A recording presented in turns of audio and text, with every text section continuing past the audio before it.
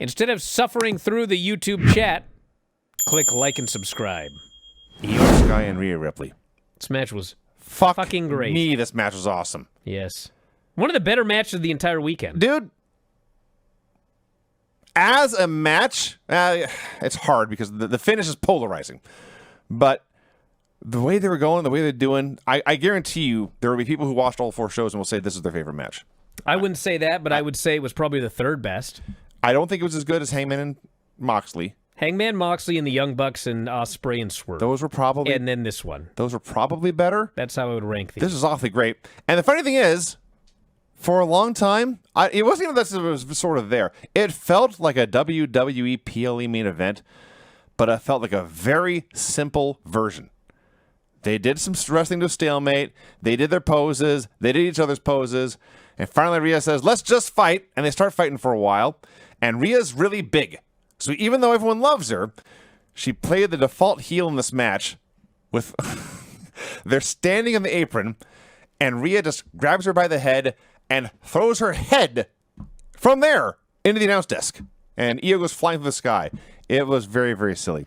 Io's another one like Stephanie, where she also barely speaks the language. Yeah. But she is so real that, you know, they love Rhea Ripley. No one booed Rhea Ripley on this show, but you could see this crowd was way more into Io. She was their favorite of these two babyfaces. I don't know about that. I would say that very, very strongly. I thought Rhea was getting more cheers and more boos. That's how I saw it. So, but from that point towards for the first 2/3 of this match, it's a very, very simple thing. Rhea has now gotten the heat. She grounds her, puts on a bunch of holds, and then Io makes her come back. She's much smaller, so it's mostly big strikes and flying kicks and a dive, one suplex in there. And they go back and forth, and there's doing chance, and they trade a couple near falls. And then suddenly, Io kills the referee with a dropkick. And Rhea steps out of the way, and Io accidentally dropkicks the ref, and the ref is gone. And killed for minutes on end. So Rhea's frustrated. She hits the riptide, gets like a 10 count, but there's no ref. Hits her second razor's edge of the match.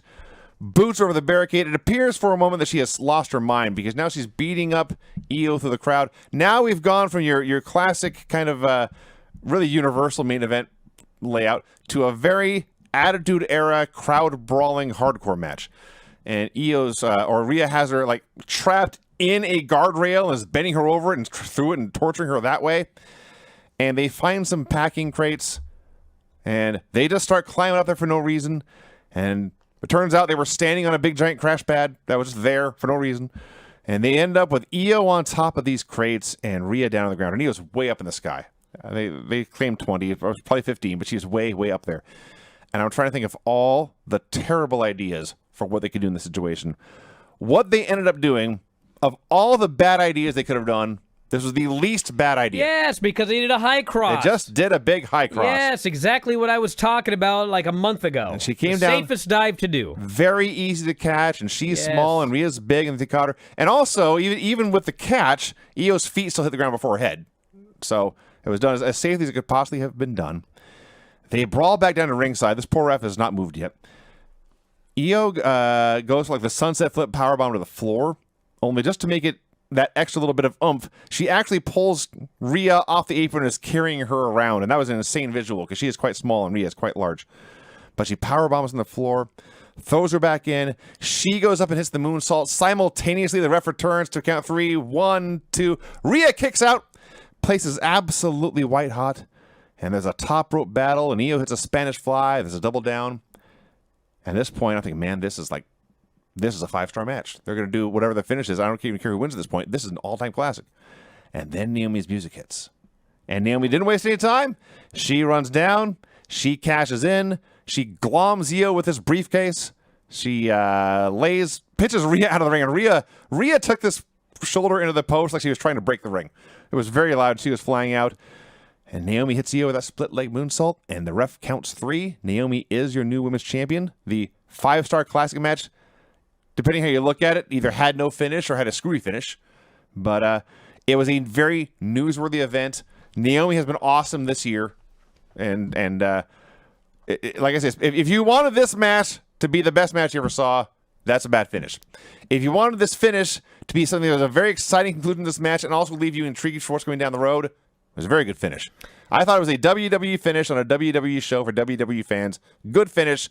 Goddamn great match. Yeah, but you know what? This WWE thing, the fact of the matter is, it doesn't matter what promotion you love. Fans love surprises. And I don't know what they're going to do with like MJ, that whatever they've got for winning that gauntlet. That he's just running around with a clipboard. I don't know if they're going to do a cash-in or whatever. But it doesn't matter. If it's AEW, WWE, or whatever. If somebody cashes something in and wins a title, the place is going to go hog wild. Are you one of those youngsters today who listens to Spotify? I don't even know what it is. But I do know this.